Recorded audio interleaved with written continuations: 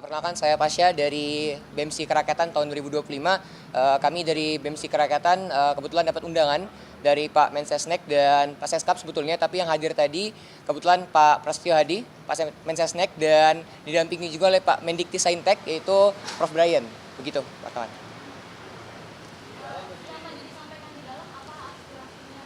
Kurang lebih sama dengan apa yang kami sampaikan kemarin di DPR. Artinya memang kemarin Pak Sufmi Dasko menegaskan dan memberikan informasi bahwa kemarin di legislatif dan kami hari ini diberikan kesempatan untuk menyampaikan aspirasi kami di lembaga eksekutif seperti itu. Titik tekannya di mana? Oke, baik, titik tekan. Pertama mungkin kami menekan dengan keras bahwa untuk segera mensahkan RUU Perampasan Aset yang kemarin sudah kami sampaikan di DPR RI. Namun mungkin untuk hari ini kami segera secara lantang juga atas nama BEMSI Kerakyatan menyampaikan bahwa kami dengan tegas untuk menuntut dan menekan Bapak Presiden Republik Indonesia untuk segera membentuk tim investigasi terkait dugaan makar. Seperti itu, kawan-kawan. Tanggapannya cukup baik. Tadi kami diberikan waktu kurang lebih, nanti belum tahu ya waktunya berapa, tapi tadi Bapak Mensesnek sudah memberikan respon yang cukup positif dan segera akan disampaikan ke Bapak Presiden. Kebetulan memang tadi sebetulnya Pak Presiden ingin menemui kami, namun ada acara maulid di Istiqlal kebetulan. Iya? Belum sempat ketemu sama Bapak Presiden.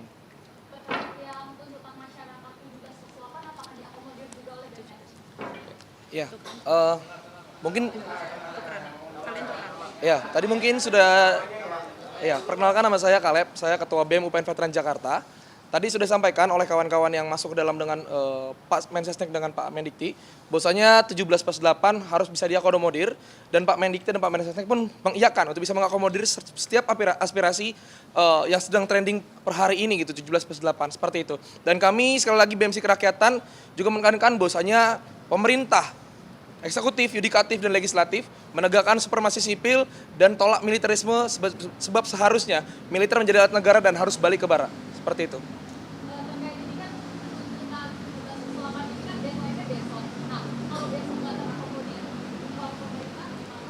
Iya, per hari ini sebenarnya kami menemui Bapak Menteri, Pak Mensesnek dan Pak Mendikti.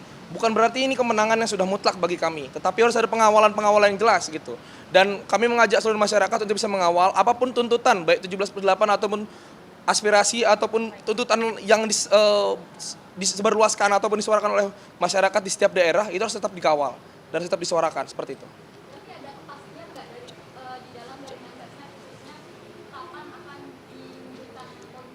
Baik, saya Palosa dari Universitas Yarsi sekaligus koordinator wilayah BEMSI Kerakyatan Banten Sejarah Jabodetabek. Untuk kepastian waktu kami belum bisa memastikan sendiri karena dari Bapak Mensesnek dan Bapak Mendikti Saintek itu juga pasti akan mengakomodir segala tuntutan masyarakat dan akan dilakukan dalam waktu ataupun tempo secepat-cepatnya. Artinya apapun tuntutannya per hari ini kita sampaikan langsung ke lembaga eksekutif pun harus tetap masyarakat dan kami rekan-rekan mahasiswa kawal. Kalau misalnya tuntutan ini tidak dilaksanakan sampai dengan waktu, apakah akan melakukan demonstrasi atau tadi sempat tidak dari BEMSI Kerakyatan? Oke, untuk tidak ada kejelasan tersendiri gitu untuk demonstrasi dan tidak ada juga untuk menahan tidak demo dari Bapak Menteri di dalam gitu. Artinya apapun tuntutan yang kita sampaikan itu sudah diterima dengan baik dan akan dilakukan dalam tempo secepat-cepatnya. Tentunya perlu pengawalan tersendiri dari kami selaku masyarakat dan mahasiswa. Kurang lebih seperti itu. Assalamualaikum warahmatullahi wabarakatuh. Selamat malam rekan-rekan pers sekalian. Terima kasih atas kehadirannya yang membersamai rakyat Indonesia yang menjalankan demokrasi ini. Kami kawan-kawan Cipayung hadir di Sekretariat Negara atas tindak lanjut dari forum aspirasi yang dibuka oleh DPR kemarin.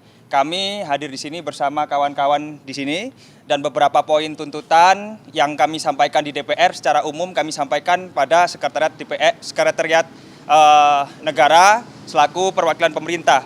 Beberapa yang menjadi titik fokus kami adalah bagaimana kawan-kawan aktivis di seluruh daerah dan seluruh kabupaten kota bisa tidak ada yang dilakukan kriminalisasi. Pembebasan aktivis ini tentu menjadi tujuan pokok kami. Lalu yang berikutnya adalah mengenai bagaimana tim investigasi harus dibentuk oleh Presiden, dan berikutnya adalah kebijakan-kebijakan yang berpihak kepada masyarakat, misalnya pajak dan lain sebagainya, agar tidak dinaikkan oleh Presiden dan pemerintah, seperti itu. Kawan-kawan yang lain silakan. Ya, Baik. Rishad dari DPP GMNI, Ketua Umum.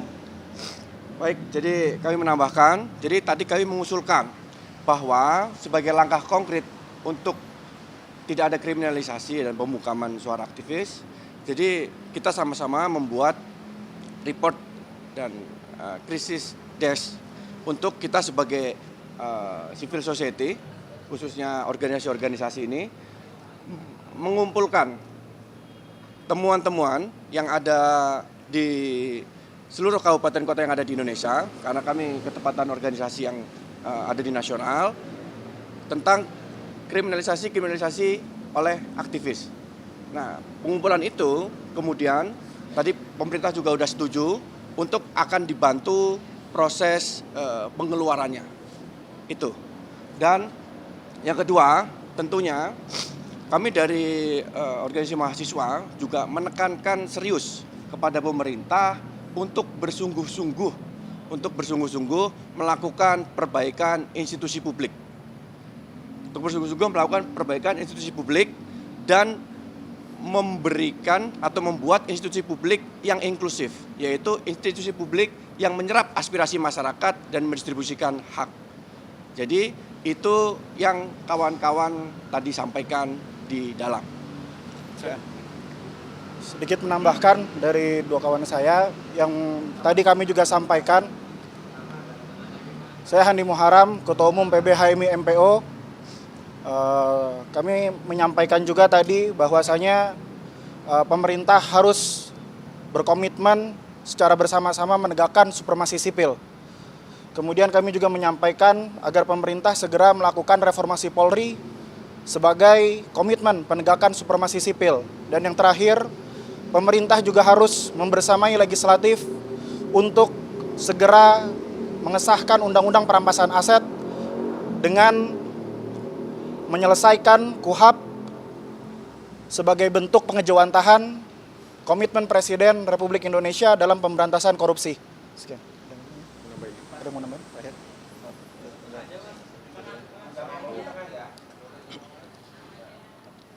Saya dari PBPMI Cokro, kami tadi juga menyampaikan bahwasannya pemerintah juga harus terbuka, harus memberikan ruang terbuka kepada mahasiswa, kepada masyarakat secara umum, bahwasanya ada kendala-kendala yang akan dihadapi oleh pemerintahan, itu juga bisa disampaikan secara terbuka kepada masyarakat umum agar kita mahasiswa, agen-agen intelektual, kaum cendekiawan itu juga bisa membantu, tidak hanya menuntut tapi juga membantu, karena kita semuanya pasti menginginkan negara kita, bangsa kita menjadi bangsa yang maju dan terdidik, kayak gitu. Nambahin satu lagi. Baik, izin menambahkan satu hal penting. Saya Iwayan Darmawan, Ketua Umum Pimpinan Pusat Kesatuan Mahasiswa Hindu Dharma Indonesia. Jadi pasca eskalasi dan aksi demonstrasi belakangan ini, kita melihat Presiden bertemu dengan Ketua Umum Partai Politik di Istana. Tentu itu menunjukkan betapa kuatnya posisi Presiden hari ini, ditambah juga dukungan publik atas langkah-langkah yang diambil oleh Presiden. Oleh sebab itu kami mendorong dengan adanya dua kekuatan ini, Presiden untuk dapat melakukan dan mengambil langkah-langkah strategis ke depan. Seperti tadi disampaikan oleh teman-teman, bagaimana mengevaluasi kebijakan PBB yang mensengsarakan masyarakat, kemudian juga menciptakan lapangan pekerjaan, membuka data hari ini rakyat miskin seberapa banyak. Kemudian yang terakhir juga untuk bagaimana peran lembaga pembantu Presiden agar lebih optimal, agar bola panas tidak selalu dilemparkan ke istana dan mengarah kepada Presiden. Mungkin itu yang dapat disampaikan. Terima kasih kepada rekan-rekan media. Oh ya, satu lagi tadi Pak. Tadi sudah disampaikan juga kepada Mensesnek bahwasanya ada beberapa kawan-kawan kita, kader-kader kita yang masih proses. Kemarin ketika turun menyampaikan aspirasi ditangkap, itu juga sudah kita sampaikan untuk segera dilepaskan. Jadi kepada sahabat-sahabat kita, kawan-kawan kita, kader-kader kita yang mungkin masih menjalani proses itu, silakan di-report kepada organisasi masing-masing, kepada kita, ketum-ketum di sini, untuk bisa segera kita follow up-kan. tadi sudah kita sampaikan. Terima kasih. Nah, makanya ini kita minta kepada teman-teman media untuk menyampaikan nanti biar kawan-kawan kita di setiap daerah provinsi juga ikut mendata dan juga segera mereport kepada kita yang nanti akan kita follow up kembali. Tadi sudah kita sampaikan. Jadi kawan-kawan semuanya kita itu tidak takut untuk dipenjara, akan tapi yang kita takutkan adalah Ibu Pertiwi menangis melihat masyarakatnya, mahasiswanya, tukang ojeknya, nelayannya, petaninya, buruhnya itu justru dipenjara oleh negara sendiri. Terima kasih sahabat-sahabat. Sedang kita himpun. Data sedang kita himpun ya. Belum sedang terus dihimpun. kita buka report desk, Mas. Pokoknya kita menolak kriminalisasi aktivis. Oke.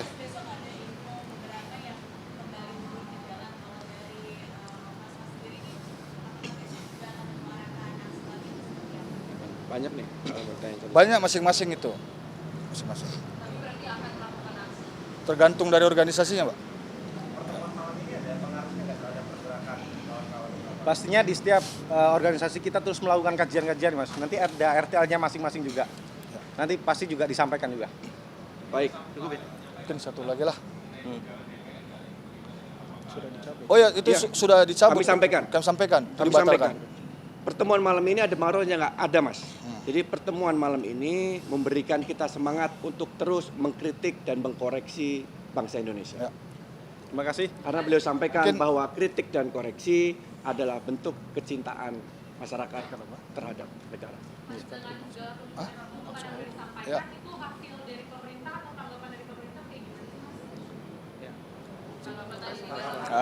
Tanggapan. Ya, karena forum ini adalah ya. Rishad, Ketua Umum DPP GMNI. Karena forum hari ini adalah forum tindak lanjut atas pertemuan kami yang di DPR kemarin, maka ini adalah bentuk penyerapan aspirasi dari pemerintah itu sendiri yang berkolaborasi dengan DPR tentunya. Kajian-kajian sudah kami serahkan sebagaimana di DPR kemarin dan kami ulangi kembali di dalam kantor tadi seperti itu. Ya.